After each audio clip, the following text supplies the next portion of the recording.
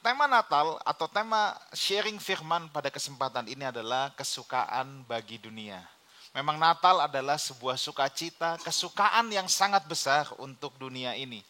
Mari kita buka Alkitab kita sama-sama dari Injil Lukas pasal yang kedua ayat 8 sampai 15. Injil Lukas pasal yang kedua ayat 8 sampai 15. Khusus hari ini karena ayatnya agak panjang kita baca bergantian. Saya akan membaca ayat yang genap dan Bapak Ibu Saudara membaca ayat yang ganjil. Injil Lukas pasal yang kedua ayat 8 sampai 15. Oke, saya akan mulai membacakan. Di daerah itu ada gembala-gembala yang tinggal di padang menjaga kawanan ternak mereka pada waktu malam.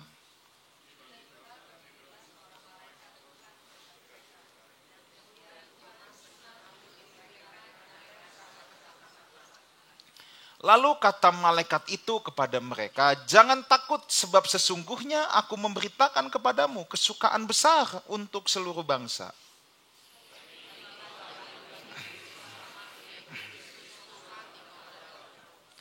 Dan inilah tandanya bagimu, kamu akan menjumpai seorang bayi dibungkus dengan lampin dan terbaring di dalam palungan.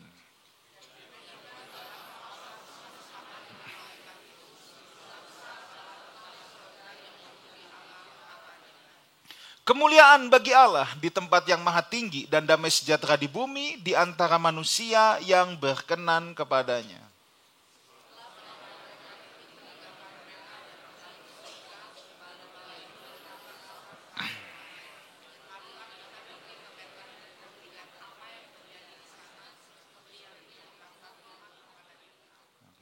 Natal adalah berita sukacita terbesar bagi seluruh dunia ini. Oleh karena itu setiap tahunnya pasti gereja Tuhan sepanjang abad, sepanjang masa merayakannya. Ini bukan hari ulang tahun Yesus yang kita rayakan. Yesus bukan anak kecil yang menunggu-nunggu ulang tahunnya untuk dirayakan. Tetapi ini kita memperingati hadirnya sang terang ke dalam dunia yang gelap ini. Itu sebabnya dalam 2 Timotius 2 ayat yang ke-8 ketika Paulus berkata ingatlah ini. Kata ingatlah itu sejajar dengan ketika perjamuan suci. Tuhan berkata buatlah ini menjadi peringatan akan aku. Ini satu hal yang harus kita ingat terus. Ini satu hal yang kita harus renungkan. Dan kita taruh di lubuk hati kita yang terdalam bahwa sang terang telah hadir ke dalam dunia yang gelap ini. Kenapa kita harus memperingatinya? Karena inilah pengharapan terbesar. Inilah sukacita terbesar bagi dunia ini. Itu sebabnya Natal selalu diperingati setiap tahunnya oleh gereja di sepanjang abad, di sepanjang masa. Sekali lagi, ini bukan soal ulang tahun Yesus, tetapi ini berita pengharapan. Ini adalah berita sukacita yang terbesar. Kenapa? Sebab sang terang hadir di tengah kegelapan dunia. Memang sejak semula Tuhan sudah menunjukkan bahwa solusi dari kegelapan adalah terang. Coba kita lihat Kejadian 1 ayat yang kedua. Nanti kita kembali ke Lukas 2, tetapi saya mau saudara melihat Kejadian 1 ayat yang kedua. Boleh ditampilkan.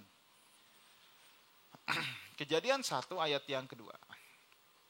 Ini sejak semula saudara, bumi belum berbentuk dan kosong, gelap gulita menutupi samudera raya dan roh Allah melayang-layang di atas permukaan air. Sejak semula Alkitab mendeskripsikan keadaan bumi ketika diciptakan adalah belum berbentuk tohu, kosong bohu, gelap gulita kosyek. Artinya bumi dalam kegelapan, bumi dalam kedangkalan, bumi dalam kebingungan, formless, emptiness, kosong, gak ada apa-apa. Dan solusi yang Tuhan berikan adalah di ayat yang ketiga. Solusi untuk kegelapan, solusi untuk kedangkalan, solusi untuk kebingungan. Ayat yang ketiga diawali dengan ini. Berfirmanlah Allah. Firman selalu menjadi solusi dari kegelapan dunia. Dan solusi itu Tuhan katakan berfirmanlah Allah, jadilah terang. Terang di sini bukan datang dari matahari. Terang di sini datang dari pribadi Sang Firman itu sendiri yang adalah terang. Kenapa saya katakan terang di sini bukan dari matahari atau dari bintang-bintang? Sebab benda-benda langit kalau kita lihat itu baru diciptakan di hari yang keempat. Kejadian 1 ayat 1 sampai 3 itu sudah cukup untuk menceritakan bahwa bagaimana Allah yang Esa itu adalah Allah Trinitas. Sebab di situ dikatakan pada mulanya Allah menciptakan langit dan bumi, Bapa sebagai sang sumber. Ayat yang kedua, Roh Allah melayang-layang, dan yang ketiga ada pribadi Sang Firman di sini, maka berfirmanlah Allah. Ini sudah cukup untuk menggambarkan Allah Trinitas, dan sejak semula memang solusi atas kegelapan adalah terang itu sendiri. Makanya dimulai dengan kata berfirmanlah Allah. Firman adalah terang itu sendiri. Di mana ada terang, kegelapan pasti pergi. Di mana ada terang, kegelapan pasti dikalahkan. Kalau kita merasa hidup kita itu dalam kegelapan terus, dengar baik ini. Undanglah terang masuk dalam hidupmu. Hiduplah dalam terang, kegelapan pasti pergi. Kegelapan tidak bisa diusir. Kegelapan itu hanya absennya terang. Ketika tidak ada terang, otomatis kegelapan pasti datang. Kegelapan tidak perlu kita tengging. Yang perlu kita kerjakan adalah pastikan terang itu ada dalam hidup kita. Kalau terang itu ada, kalau hidup kita dalam terang, otomatis yang namanya kegelapan itu pasti pergi. Yesus adalah Sang Firman yang diutus ke dunia ini. Itu sebabnya dalam salah satu 7 ucapan Yesus ego eimi, ya. Saudara jangan bingung apa itu ego eimi. Ego eimi itu bahasa Yunani sebagai penerjemahan dari bahasa Ibrani ketika Musa bertanya, siapakah namamu Tuhan? Tuhan berkata, aku adalah aku. Ehye, asher ehye. Tetragrammaton, 4 huruf suci. Yod, he, vau, he. Nah itu diterjemahkan dalam bahasa Yunani adalah ego eimi. Nah salah satu dari 7 ucapan Yesus ego eimi adalah aku adalah terang dunia. Orang-orang Yahudi pada saat itu, ketika Yesus berkata ego eimi, itu mereka sudah tahu bahwa dia sedang mengklaim dirinya adalah Allah itu sendiri. Orang Yahudi tahu persis. Memang ini sulit untuk kita pahami kalau kita cuma membaca Alkitab bahasa Indonesia tanpa tahu konteks latar belakang sejarah. Ya. Tetapi saya harus katakan, dari 7 ucapan Yesus itu sendiri, dia berkata bahwa akulah terang dunia itu. Memang Sang Firman itulah adalah terang dunia itu. Maka kelahirannya di bumi membawa kesukaan sebab dia adalah Sang Firman itu sendiri. Tapi saudara, saya ingatkan lagi jangan salah paham ya. Kok Tuhan dilahirkan? Yang dilahirkan itu adalah kemanusiaannya. Kalau keilahiannya Sang Firman itu sudah ada dari kekekalan. Sebab di mana ada Allah pasti ada firman-Nya. Sebab tidak pernah ada masa di mana ada Allah tidak ada firman-Nya. Kalau ada Allah tidak ada firman-Nya maka Allah pernah bisu. Allah dan firman-Nya dapat dibedakan, tidak dapat dipisahkan. Itu yang selalu saya ulang-ulang. Ya, karena kenapa tidak dapat dipisahkan? Karena saya tidak bisa berkata sama Pak Handiman, Pak Handiman kita pergi yuk, tapi pikirannya jangan dibawa ya Pak, ya kan nggak bisa. Di mana ada Allah pasti ada firman-Nya. Yang lahir ke dunia ini adalah kemanusiaan Sang Firman. Artinya Sang Firman yang mengambil natur manusia. Tetapi keilahian dari Sang Firman itu sudah ada dari dulu, sekarang sampai selama-lamanya bersama-sama dengan Allah itu sendiri. Ya. Jadi jangan salah paham, itulah sebabnya keilahian Kristus adalah Sang Firman. Kristus itu adalah Sang Firman. Ya. Nah, ayat yang ke-10 saya mau saudara lihat. Saya tidak membahas panjang lebar tentang itu. Tapi ini yang penting. Lalu kata malaikat itu kepada mereka dari Lukas 2 ya. Jangan takut, sebab sesungguhnya aku memberitakan kepadamu kesukaan besar untuk seluruh bangsa. Lihat, berita kesukaan besar ini, berita Natal ini diawali dengan satu kalimat ini. Jangan takut. Ini sangat penting. Banyak orang takut dengan kegelapan. Dan sebenarnya itu wajar. Tapi saya harus beritahu gini, jangan takut. Mungkin kita melihat langit hidup kita gelap. Tapi firman Tuhan bilang begini, jangan takut. Mungkin kita takut melihat masa depan kita. Membayangkan masa depan kita pun kita tidak berani. Berita boleh banyak. Tahun depan akan menjadi tahun yang makin sulit. Setiap tahun kayaknya kita mendengar berita itu, bukan? Bahwa tahun depan tidak akan lebih mudah. Bahwa tahun depan akan lebih sulit. Mungkin itu fakta. Tapi saya harus beritahu buat saudara, kita tidak hidup berdasarkan fakta. Jadi apa? Kita halusinasi? Bukan. Kita hidup berdasarkan kebenaran. Saudara harus ingat bahwa ada 3 tingkatan dalam kehidupan ini. Yang paling bawah, ini yang paling kasihan. Ini yang paling rendah, yaitu asumsi. Paling kasihan orang kalau hidup berdasarkan asumsi. Di atas asumsi, naik satu level, fakta. Orang dunia puas dengan hidup menurut fakta. Kalau asumsi itu kan bisa ya, bisa tidak. Namanya juga asumsi. Bisa ya, bisa tidak. Tapi kalau fakta kan, ini benar loh terjadi. Kan itu fakta. Tapi dengar baik ini, kalau orang percaya tidak hidup berdasarkan asumsi, tidak hidup berdasarkan fakta, kita hidup berdasarkan apa yang Tuhan katakan tentang kita. Kita hidup berdasarkan kebenaran. Betul mungkin tahun-tahun depan akan menakutkan, betul mungkin keadaan langit hidup kita sedang gelap, tapi percayalah pada firman Tuhan yang diawali dengan gini, berita kesukaan itu, jangan takut. Dan kita harus lebih berani mempercayai apa yang Tuhan katakan daripada kita mempercayai apa yang sedang terjadi dalam dunia ini. It's clear, it's very clear.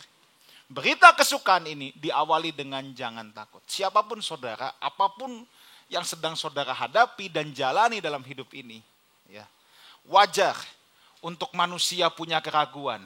Wajar untuk manusia punya ketakutan. Tetapi kalau kita mengingat berita Natal ini, jangan takut. Manusia itu wajar bisa takut. Tapi jangan biarkan ketakutan menguasai hidup kita. Karena kita harus lebih mempercayai firman untuk Tuhan bilang, jangan takut. Ya.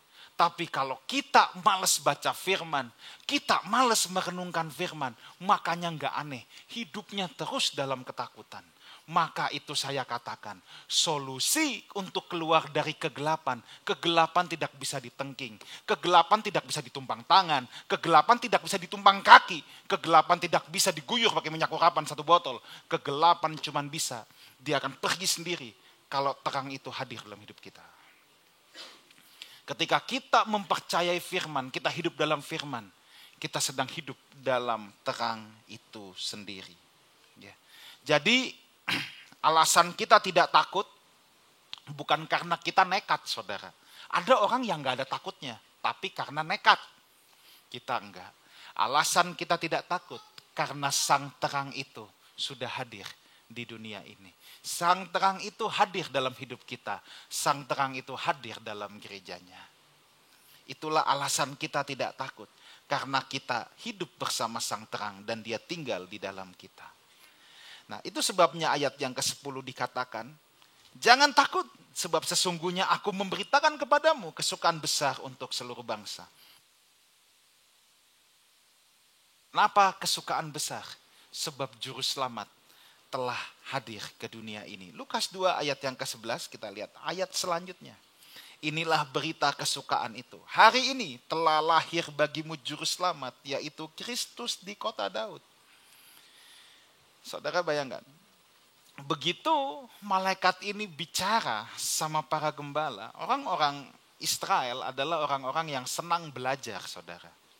Begitu dikatakan juru selamat lahir di kota Daud, kira-kira gembala-gembala ini sudah tahu belum bahwa yang dinantikan itu Mesias? Bahwa yang dimaksudkan oleh para malaikat itu Mesias. Mereka pasti tahu, mereka tahu. Mereka itu sudah mempelajari kitab suci. Memang Mesias akan lahir di Bethlehem. Memang Mesias akan lahir di kota Daud. Mereka tahu persis.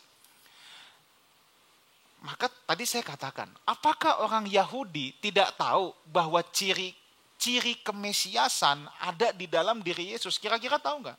Tahu. Mulai dari klaim Yesus tentang ego eimi. Ketika Tuhan berkata, akulah. Ada 7 akulah kan. Akulah gembala yang baik apa semua. Orang Yahudi sudah tahu bahwa Yesus sedang mengklaim dirinya Mesias. Yang kedua, belum lagi. Yesus suka bilang, anak manusia.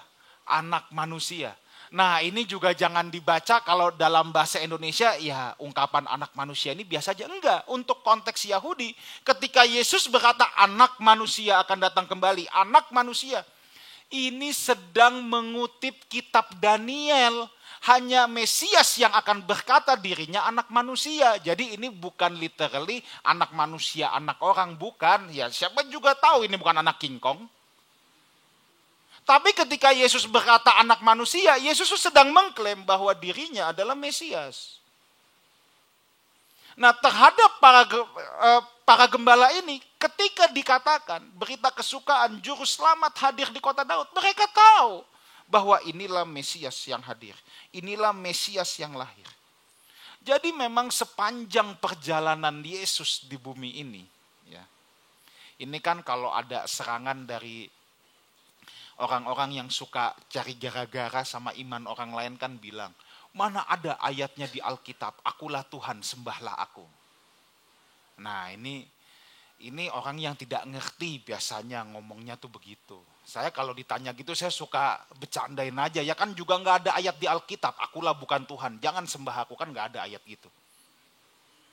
Tapi sebenarnya kalau kita mempelajari ya konteks semuanya, ungkapan-ungkapan Yesus itu sudah menunjukkan bahwa dialah Mesias itu. Bahkan khusus kepada murid-muridnya, Yesus lebih jelas lagi. Contoh aja nih contoh. Saudara pasti tahu dong kisah Yesus berjalan di atas air. Nah ini pasti kita cuma dengarnya itu, oh Yesus berjalan di atas air. Ini biasanya yang dikotbahkan ini imannya Petrus. Petrus sempat jalan tapi ketika dia lihat ombak dia mulai tenggelam. Yesus berjalan di atas air, itu bukan lagi atraksi show sulap, bukan. Yesus berjalan di atas air, itu untuk meneguhkan murid-muridnya bahwa dialah Tuhan. Kenapa? Tahu kenapa? Coba kita lihat. Ayub 9 ayat yang ke-8. Orang-orang Yahudi tahu akan hal ini. Orang-orang Yahudi itu tahu. Nah ini nih saya lagi kasih tahu sisi yang lain. Ya. Mungkin kita sering baca kisah Yesus berjalan di atas air. Tapi kita mungkin tidak pernah tahu bahwa Yesus sedang menunjukkan dirinya Mesias dan Tuhan. Ya.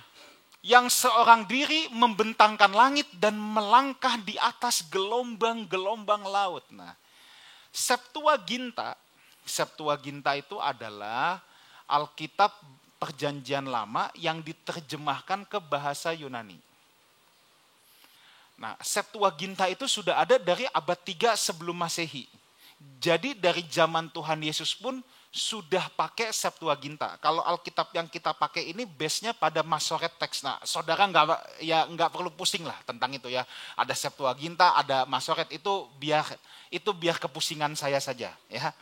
Saudara kagak usah pusing. Nah, tapi saya harus kasih tahu bahwa kalau terjemahan Septuaginta untuk Ayub 9 ayat 8 itu terjemahannya gini.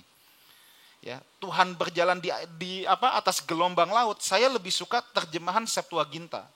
Kalau teks Masoret itu kan baru ada abad ke-10. Kalau Septuaginta itu 3 sebelum Masehi. Zaman Tuhan Yesus sudah dipakai. Ya. Walks about upon the sea as upon a floor. Berjalan di atas air seperti berjalan di atas lantai. Jadi ketika murid-murid melihat Yesus jalan di atas air, mereka langsung bilang, itu Tuhan. Mereka tahu. Kenapa tahu? Septuaginta sudah tulis itu. Alkitab sudah tulis itu. Yesus sedang menunjukkan ciri kemesiasannya kepada murid-muridnya. Ya, mungkin sebagian besar saudara belum pernah dengar ini. Ya, biasa kita hanya tahu imannya Petrus, ya tidak apa juga, benar juga. Tapi saya bukakan dari sisi yang lain. Waktu Yesus melakukan itu, murid-murid tahu persis yang bisa berjalan di atas laut seperti di atas lantai, itu hanya Mesias. Kalau sulap-sulap itu ada trik semuanya ya. Kan sekarang banyak pesulap yang jalan di atas kolam renang, ya itu pakai trik. Tapi belum pernah ada pesulap yang jalan di atas samudra, nggak ada. Ya, itu hanya Yesus yang bisa berjalan di atas laut sebab dia memang Mesias dan Tuhan itu sendiri. Maka ada prinsip saudara ya.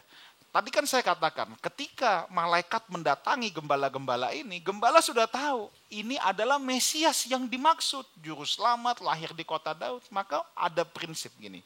Dalam hidup ini ada dua prinsip yang saudara harus pegang. Yang pertama, pemahaman kita akan menentukan sukacita kita. Ya. Kenapa gembala-gembala bersuka cita saat itu? Karena mereka tahu yang hadir adalah Mesias. Ini bukan baik biasa. Pemahaman kita sangat menentukan sukacita kita. Contoh. Kan ada kan mikrofon yang bagus banget ya. Yang harganya ratusan juta. Jujur saudara, saya kalau dikasih gituan, saya nggak senang-senang banget.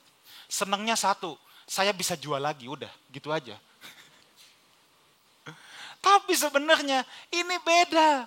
Kalau Indah yang dapat, Zaneta yang dapat, Pak Freddy yang dapat, ini sukacitanya beda. Apalagi kalau penyanyi lah ya. Kalau penyanyi yang dapat, ini beda. Sebab memang ya pemahaman kita menentukan sukacita kita. Kalau saya tidak ngerti mah saya kagak bisa se-happy orang yang ngerti saudara ya.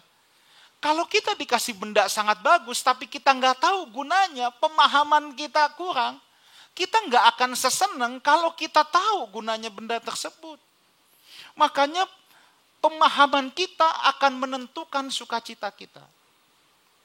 Gembala-gembala itu sukacita karena dia tahu persis itu Mesias yang lahir. Kalau cuman bayi biasa, dia nggak akan seseneng itu. Makanya pemahaman saudara akan firman Tuhan itu akan sangat menentukan sukacita saudara dalam hidup. Pemahaman saudara akan kebenaran firman Tuhan akan menentukan sukacita saudara menghadapi tekanan hidup ini, badai hidup ini akan sangat menentukan sekali. Sebab memang pemahaman kita menentukan sukacita kita.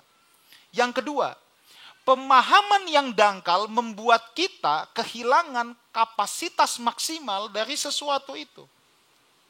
Kalau kita nggak tahu gunanya, kita nggak akan bisa memaksimalkannya. Ya, pemahaman yang dangkal membuat kita kehilangan kapasitas maksimal. Jadi kalau contoh dikasih mic yang mahal tadi, saya mah cuma tahu mic itu buat supaya pengeras suara. Dengan adanya mic ini, ya, saya ngomong nggak perlu jerit-jerit, ngomong pelan saudara juga bisa dengar. Urusan saudara kasih mic-nya mahal, kata ini suara lebih apa? Saya nggak ngerti, bedain nada aja kagak bisa, kan gitu. Itu pasti pemahaman yang dangkal karena saya tahu tidak ada talentanya di musik saudara ya. Kalau saya sampai bisa dengar suara orang fales berarti dia falesnya kebangetan, percayalah. Kalau cuma fales dikit-dikit saya pasti nggak tahu. Kalau sampai saya bilang fales berarti dia memang betul-betul kebangetan falesnya. Pemahaman yang dangkal membuat kita tidak tahu kapasitas maksimal atau kita tidak bisa menggunakan kapasitas maksimal. Saya dikasih mic ini happy, mau dipakai mic yang mahal banget sekalipun, buat saya itu sama saja. Karena saya tidak bisa punya pengetahuan untuk kapasitas maksimalnya, pemahaman yang dangkal gitu. Nah, orang Kristen kalau tidak punya pemahaman firman, akhirnya dangkal. Dia hanya menjadikan Yesus juru selamat keluarga, juru selamat ekonomi, juru selamat kesehatan. Ya enggak?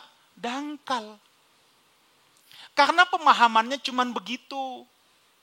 Aku kurang duit, Tuhan tolong dong kasih duit. Nah udah, Yesus hanya sebatas juru selamat ekonomi. Kan gitu. Jadi pemahaman yang dangkal itu membuat kita tidak bisa memaksimalkan sesuatu itu. Ini berlaku dalam apapun. Maka orang Kristen kalau dangkal dalam kebenaran firman Tuhan tuh juga begitu. Cuman tahu kalau aku sakit Tuhan harus sembuhkan. Nanti kalau nggak sembuh kecewa sama Tuhan, ngambek sama Tuhan. Ya padahal siapapun kita pasti sakit. Tinggal tunggu waktu aja kan, hari ini sehat, tahun depan belum tentu sehat. 20 tahun lagi belum tentu sehat. Kita pasti sakit nanti juga gitu loh. Ya, nah jadi pemahaman yang dangkal. Kalau pemahaman kita tentang juru selamat dangkal, ya, maka pengenalan kita tentang siapa Yesus sebagai raja itu juga sangat dangkal. Yesus itu jauh lebih daripada sekedar juru selamat ekonomi, keluarga, kesehatan. Yesus itu raja yang berkuasa sampai selama-lamanya. Dan dia ingin kita semua memerintah bersama dengan dia sampai selama-lamanya. Yesus adalah sang terang. Yohanes 9 ayat 4 dan 5. Nahem boleh maju main tipis-tipis ya. Saya tidak lama lagi. Yohanes 9 ayat 4 sampai 5. Kita harus mengerjakan pekerjaan Dia yang mengutus aku. Lihat, selama masih siang akan datang malam, di mana tidak ada seorang pun yang dapat bekerja. Tuhan sedang bilang bahwa dalam hidup ini, ya, siang di sini jangan hanya diartikan secara literal, tetapi setiap kita itu punya masa siang. Di mana kita bisa bekerja, kita bisa melayani, kita bisa beraktivitas. Sebab akan datangnya malam, di mana kita tidak dapat bekerja lagi. Setiap saudara di sini, ini masih siang loh. Taunya dari mana? Saudara masih bisa bangun pagi ngeliat matahari terbit. Saudara masih bisa datang ke tempat ini, saudara masih bisa beribadah. Saudara masih bisa bekerja, bisa menghasilkan. Dalam hidup setiap kita akan datang pasti waktunya malam, di mana kita tidak bisa ngapa-ngapain lagi. Saudara mau melayani pun juga tidak bisa. Ada waktunya seperti itu loh. Saudara mau bekerja pun tidak bisa. Dalam hidup setiap kita pasti akan menghadapi malam. Nah, malamnya kapan setiap kita beda. Tapi di sini Tuhan bilang, kalau masih siang, ayo kerja. Kalau kita masih bisa melayani Tuhan, ayo layani Tuhan. Akan datang masanya. Kita mau melayani pun, kesempatan itu tidak ada. Kalau masih siang, berarti kita masih punya kekuatan dan kita punya kesempatan. Sekarang pertanyaannya, selama masih siang dalam hidup kita mau gunakan untuk apa? Kalau psikologi Abraham Maslow berkata, orang itu hidup yang pertama mencari kebutuhan dasar. Sandang, papan, pangan. Lalu setelah itu mencari kebutuhan tersier, tambahan-tambahannya. Kemudian akumulasi harta. Dan yang terakhir aktualisasi diri. Nah itu kan kalau teori psikologi. Anak Tuhan, tujuan hidupmu bukan apa yang Maslow katakan. Ingat baik itu. Tujuan hidup kita bukan apa yang Maslow katakan. Bukan. Kalau kita masih siang, bagaimana kita menjadi pelaksana kehendak Tuhan dalam hidup ini? Jangan kalau masih siang, tujuan hidup kita itu bukan sekedar cari uang, cari popularitas, cari fasilitas. Tidak sedangkal itu. Pemahaman kita akan menentukan apa tujuan hidup kita. Kalau kita masih siang, Tuhan masih kasih kita kesempatan, Tuhan kasih kita kekuatan. Seriuslah bergumul untuk itu. Bagaimana aku melakukan kehendak Tuhan dalam hidupku?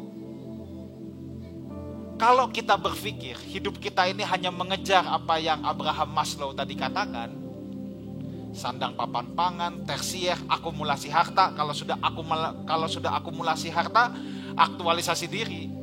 Itu terlalu dangkal. Itu terlalu dangkal. Kita harus bertanya sama diri kita sendiri, apa yang kita cari selagi hari masih siang ini?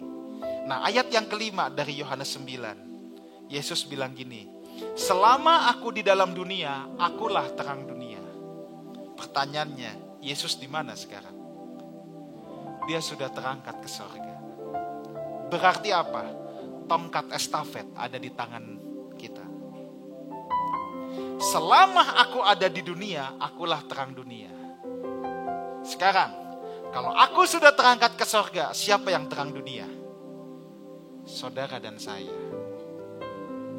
Itu sebabnya tujuan hidup kita tidak sekedar memenuhi apa yang Abraham Maslow katakan. Tujuan hidup saudara meneruskan tongkat estafet sebagai terang dunia. Itulah sebabnya selagi hari masih siang, bekerjalah. Dan bekerja bukan hanya untuk makanan yang dapat binasa, bekerja untuk makanan yang tidak dapat binasa. Selama masih siang, bekerjalah dengan tujuan meneruskan tongkat estafet sebagai terang dunia ini. Ini sangat penting. Makanya sekarang kita pertanyakan sama diri kita, bagaimana cara kita bekerja? Kalau orang cuma memenuhi Maslow teori tadi yang berujung pada aktualisasi diri, ya, satu kali saya kan pernah cerita gini ya, saya pernah datang ke satu rumah, pokoknya kaya deh. Di meja ruang tamunya itu ada berbagai majalah dan koran, tapi random saudara, majalah berbagai merek, koran berbagai merek, tapi random. Artinya ada yang dari 10 tahun yang lalu, ada yang dari berapa bulan yang lalu. Kenapa random? Begitu saudara buka, yang ada di meja ruang tamunya itu baik majalah dan koran adalah majalah dan koran yang ada dirinya. Jadi yang ada liputan tentang dia itulah yang ada di situ, yang dikumpulkan dan dipajang di meja ruang tamunya. Bagi dia memang bukan harta lagi yang penting, tapi aktualisasi diri. Kalau kita hartanya belum banyak, mungkin ngelihat 50 miliar besar sekali. Tapi buat orang yang punya 5 triliun, keluarin 50 miliar untuk mendapatkan aktualisasi diri, kecil itu. Ya? Apa hidup tentang itu? Hidup lebih dari itu. Selama masih siang, artinya kita punya tugas untuk meneruskan tongkat estafet ini sebagai terang dunia. Ayat yang keempat. Oh, tadi saya teruskan dulu. Kita bertanya, gimana cara kerja kita? Kalau kita hanya untuk memenuhi Maslow teori tadi, kita nggak peduli dengan cara kerja kita. Yang penting aktualisasi diri aku tercapai. Tapi kalau kita tahu kita punya tugas sebagai tongkat estafet menjadi terang, cara bekerja kita harus dalam terang. Cara kita memperlakukan bawahan harus sebagai terang. Cara kita bertindak dalam hidup harus sebagai terang. Sebab fokusnya it's not about me, it's all about God. Makanya di ayat yang ke-14 sekarang. Ya, ini. Kemuliaan bagi Allah di tempat yang maha tinggi dan damai sejahtera di bumi di antara manusia yang berkenan kepadanya. Orang yang mau hidup sebagai terang selama masih siang, dia mau bekerja untuk meneruskan tongkat estafet terang, maka dia akan punya filosofi hidup kemuliaan bagi Allah di tempat yang maha tinggi. Inilah spiritnya Yohanes Pembaptis dalam Yohanes 3 ayat 30. Ia harus semakin besar, aku semakin kecil. Kalau Maslow teori, aku semakin besar. Tapi kalau hidup dalam terang, aku semakin kecil, dia semakin besar. Karena segala kemuliaan hanya bagi dia di tempat yang maha tinggi. Gloria in altissimis Deo et intera pax in hominibus bonae voluntatis. Itu ditulis dalam Vulgata. Kalau Vulgata itu apa? Itu terjemahan Alkitab bahasa Latin yang diterjemahkan oleh Santo Hieronymus, ya, di abad yang keempat, sekitar tahun 380 Masehi, di Goa Hieronymus yang adanya di bawah Gereja Nativity Church Bethlehem. Kenapa ini penting? Sebab ini membuktikan bahwa perayaan Natal seperti ini itu sudah ada dari abad yang kedua. Demikianlah ditulis dalam Koptik Didaskalia Apostolorum bahwa nyanyikanlah Lukas 2 ayat 14 pada hari-hari perayaan kelahiran Tuhan kita Yesus Kristus. Itu dari abad yang kedua. Jadi kalau kita merayakan Natal, ini bukan adopsi pagan ya. Saya tekankan lagi, ini bukan adopsi pagan. Kenapa tadi saya bacakan Gloria in Altissimis Deo? Kita punya lagu yang terkenal. Gloria apa? In excelsis Deo. Nah, nanti saudara kalau Google di rumah, sekarang kan tinggal Google, tinggal di recheck ya. Saudara tulis Luke 2 ayat 14, tulis gini, Vetus Latina. Coba tulis. Nanti aja di rumah, Vetus Latina pakai V. Saudara akan menemukan Gloria in excelsis Deo et intera pax in hominibus bonae voluntatis. Kata yang digunakan Gloria in excelsis Deo itu dijadikan lagu dari abad kedua. Jadi lagu yang kita nyanyikan Gloria in excelsis Deo itu udah Vetus Latina abad kedua. Sejak tahun 180-an. Lalu Santo Hieronymus meralat. Nanti kalau saudara cek Luke 2:14. Nah, tulis kalau tadi Vetus Latina, sekarang tulis Vulgata. Nah, itu keluar Gloria in Altissimis Deo. Kenapa lagu kita kan kagak nyanyiin Gloria in Altissimis Deo. Enggak enak kalau ditambah satu notasi itu. Jadi tetap yang kita nyanyikan in excelsis Deo itu sudah ada dari abad kedua. Jauh sebelum Kaisar Aurelian merayakan titik balik musim semi Saturnalia itu baru tahun 274. Natal ini tradisi gereja. Kalaupun ada yang merayakan 25 Maret, ya, itu bukan berarti 25 Desember bohong. Enggak. Ada bapak-bapak gereja yang mengajukan 25 Maret. Kenapa? Sebab 25 Maret adalah datangnya Gabriel kepada Maria. Dia hitung ketika benih itu dinaungi di rahim Maria oleh Roh Kudus itu 25 Maret. Seperti orang Cina kalau hitung ulang tahun bukan saat oe brojol, bukan kan? Tetapi saat dalam kandungan. Makanya ada gereja tertentu yang juga merayakan 25 Maret. Karena dihitung itulah Sang Firman mulai ada di rahim Maria. Tapi kalau brojolnya Tuhan Yesus ke dunia ini, itu kurang lebih memang 25 Desember. Itu bukan adopsi pagan. Fix pasti itu. Walaupun kita nggak tahu tanggalnya persis. Karena kan orang hamil nggak ada yang tepat 9 bulan. Kan enggak kan. Nah ya tetapi kenapa bapak-bapak gereja menetapkan 25 Desember dan nyanyikanlah Lukas 2 ayat 14 itu. Dasarnya itu. Dan ini murni tradisi gereja, bukan adopsi pagan. Yang terakhir ayat yang ke-15. Singer semua boleh maju ke depan. Setelah malaikat-malaikat itu meninggalkan mereka dan kembali ke sorga, gembala-gembala itu berkata seorang kepada yang lain, marilah kita pergi ke Bethlehem untuk melihat apa yang terjadi di sana seperti telah diberitahukan Tuhan kepada kita. Para gembala ini bukan hanya punya pemahaman. Ada banyak orang punya pemahaman tapi tidak punya ketaatan. Punya pemahaman tidak punya ketaatan itu nol besar. Kalau dia cuma dikasih tahu, oh hebat ya, keren. Lalu dia diam aja. Tidak ke Bethlehem. Itu sama aja. Tetapi para gembala ini langsung berkata, marilah kita pergi ke Bethlehem. Ini artinya apa? Mereka orang-orang yang taat segera. Ketaatan itu ya minimal ada 2. Taat itu harus taat segera. Ketaatan yang ditunda sama dengan tidak taat. Kan begitu? Lalu yang kedua apa? Taat itu harus taat penuh. Sebab ketaatan separuh sama dengan tidak taat. Belajar dari para gembala ini. untuk menjadi orang-orang yang taat segera. Tidak cukup kita punya pemahaman kalau kita tidak punya ketaatan. Punya pemahaman tanpa ketaatan kita tidak akan jadi terang. Tapi punya pemahaman, punya ketaatan, baru kita bisa menjadi terang. Amin untuk berita Natal ini.